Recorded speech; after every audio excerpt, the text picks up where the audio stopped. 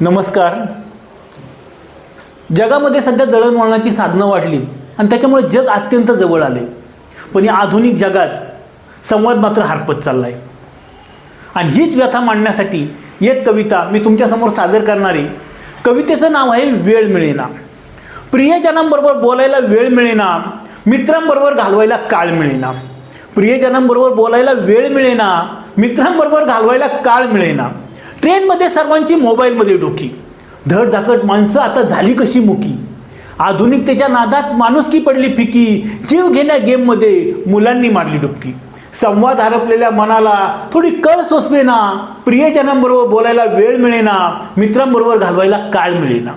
घरात आल्यावर दिसते बायको फेसबुकमध्ये दंग, थोडा आवाज झाला तर मुलांची ऑनलाईन भंग. खळखळणाऱ्या वातावरणाला लागले स्तब्धतेचे व्यंग, हसत खेळत जगण्याचा आता उडत चालला रंग.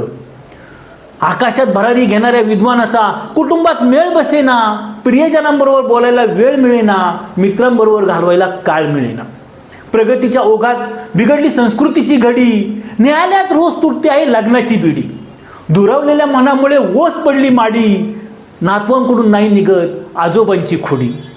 वृद्धाश्रमाच्या भिंती फोडण्याचे दिव्याला बळ मिळेना, प्रियजनांबरोबर बोलायला वेळ मिळेना, मित्रांबरोबर घालवायला काळ मिळेना. धन्यवाद.